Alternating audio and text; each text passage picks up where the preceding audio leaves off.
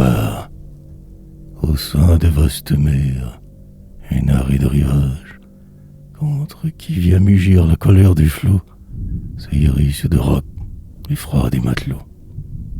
Du corse belliqueux c'est le réduit sauvage, là naguère le sort, allumant un flambeau, du bord presque ignoré consacré à la mémoire. C'est là qu'un jour on vit la gloire apparaître auprès d'un berceau. C'était un jeune enfant, une illustre naissance. Rien alentour de lui n'annonçait l'opulence. Il sommeillait tranquille, et l'arrêt du destin n'avait point déposé dans sa tremblante main le facile pouvoir d'un sceptre héréditaire. Rien qui d'un roi naissant annonça la splendeur n'environnait sa couche où veillait une mère. Rien. L'avenir tout seul contenait sa grandeur. La déesse, au regard de la mère étonnée, déroula de son fils toute la destinée, et parmi des brouillards obscurs, lui montra sur d'autres rivages des fêtes, des combats, vaporeuses images, qui dévoilaient les temps futurs. Ses avides regards étaient fixés encore, quand le divin tableau tout à coup s'évapore. Puis un funèbre son retentit alentour. Elle écoute. Ses yeux se remplissent de larmes. C'était le bruit d'un salut d'armes et le roulement du tambour.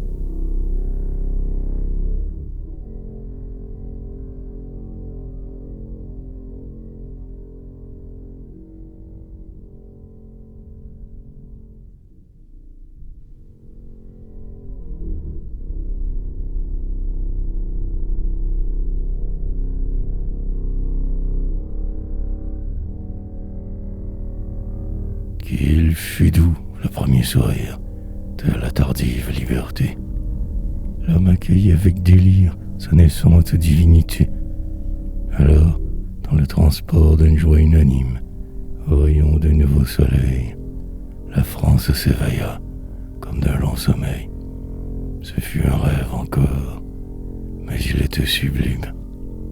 Que ce moment fut beau, que du peuple français l'espérance fut noble et fière, qu'il fut prompt à saisir cette pure lumière qui de ses yeux bientôt disparut pour jamais. Alors on vit surgir un plus sombre génie. Alors on entendit tout un peuple en courroux crier « Mort à la tyrannie !» Les grands ne semblent grands qu'aux hommes à genoux. Levons-nous. La carrière des camps s'ouvrait brillante encore. Sortant de leur obscurité, d'héroïques étalons s'empressèrent d'éclore à la voix de la liberté. Mais, puissante au dehors, la patrie égarée, par ses fils au dedans se sentait déchirée. Un signe révéré d'une fausse grandeur, un trône à tous les yeux étalait sa splendeur, mais sous la pourpre impériale, des chaînes à ses mains imprimaient leur affront. Et la couronne triomphale cachait les mots sanglants qui dévoraient son front. La licence usurpa la place de la divine liberté. Émerveillés de sa beauté, les hommes marchaient sur sa trace. Mais ses sourires séducteurs cachaient des pièges homicides, et ses embrassements perfides étouffaient ses adorateurs.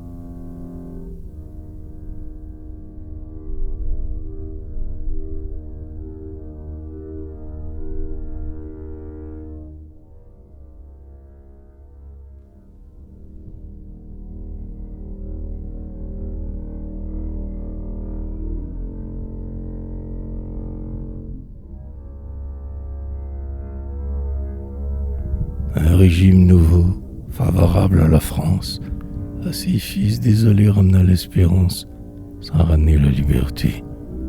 Cependant d'un tyran la tête abominable, teignit aussi de sang l'échafaud redoutable que ses proscriptions avaient alimenté. À peine revenu de ses horreurs profondes, le vaisseau de l'État voguait au gré des ondes, et, privé de pilote, abaissant son orgueil, flottait de gouffre en gouffre et d'écueil en écueil. Un grand homme paraît, il commandent à l'orage. Des passagers surpris raniment le courage, et tous ceux qui l'arrachent au destin irrité, pour prix de leur salut, cèdent leur liberté. Brisant ces libertés, qui n'étaient plus qu'un rêve, sur le sceptre conquis il dépose son glaive. La France à lui s'enchaîne, et grandit sous sa loi. Ainsi jadis, au bord du Tibre, il fallait des Brutus avec le peuple libre, il fallut un César avec le peuple roi. Mais César se croit Dieu, car il voit qu'on l'adore. Au point le plus sublime, il est trop bas encore. Il se trouve à l'étroit dans ses vastes états. Et, pour laisser régner sa grandeur solitaire, il voudrait étreindre la terre. Dut-elle éclater dans ses bras. Pour parvenir au but où son orgueil aspire, pour couvrir l'attentat fait à la liberté, sur une autre divinité, il concentre l'amour des Français en délire. Au son du clairon belliqueux, ils accourent sous ses bannières. Partout ils vont audacieux briguer ses faveurs meurtrières, car pour prix de nobles trépas, elle leur offre de la gloire. C'est Bellone, c'est la victoire, c'est la déesse des combats.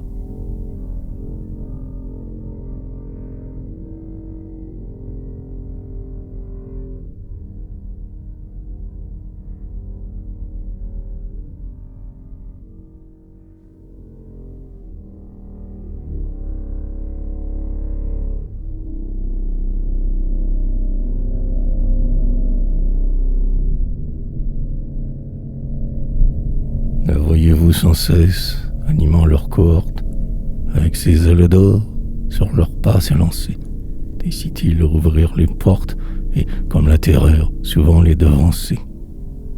À leur regard charmé, oh, qu'elle est douce et belle, elle a dit prix pour leurs exploits, la flamme à ses yeux étincelle, et ses yeux dévorent les rois. Napoléon, dont le courage sut la fixer à ses drapeaux, victorieux sur un rivage, vole à des rivages nouveaux. Image du dieu de la guerre, sa force et son ardeur grandissent sous les yeux. Il marche et tout s'enfuit. Son pied frappe la terre, qui vomit des guerriers sous ses pas belliqueux. C'est son œil qui lance la foudre, son bras qui fait briller l'acier, et son aigle arrache à la poudre le rameau sanglant du laurier. Ah, qui pourra chanter ses conquêtes rapides? Qui pourra consacrer des accords assez beaux à ses actions intrépides, à ses exploits toujours nouveaux? Où sont ses ennemis qui, vainqueurs en idées, se partagent à la France en espoir dégradé? Demandez-en les noms à la nuit des tombeaux.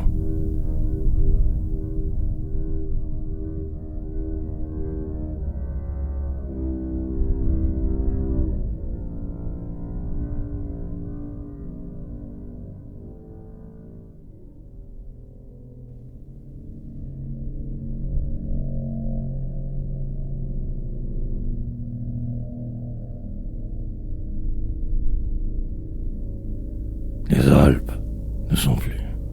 L'Italie est vaincue. Le Brennus colossal est dans Rome abattu.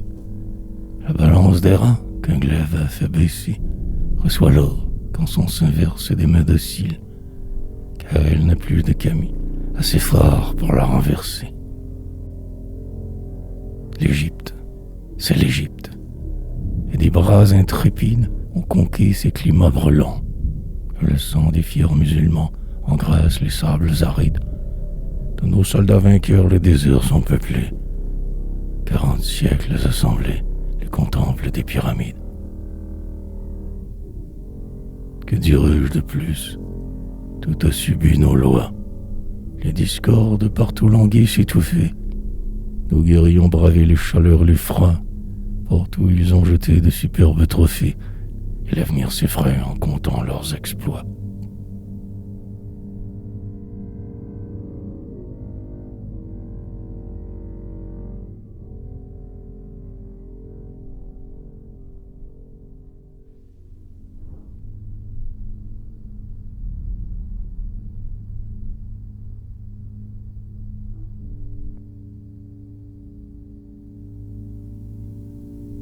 comme au soleil couchant cette ville étincelle. De ces grands monuments que la structure est belle, l'or fait briller au loin les toits de ses palais. C'est Moscou, c'est Moscou. France, encore de la gloire. C'est le plus beau de tes succès. C'est Moscou. Quelle page attachée à l'histoire. Que d'immortalité dans ce cri de victoire.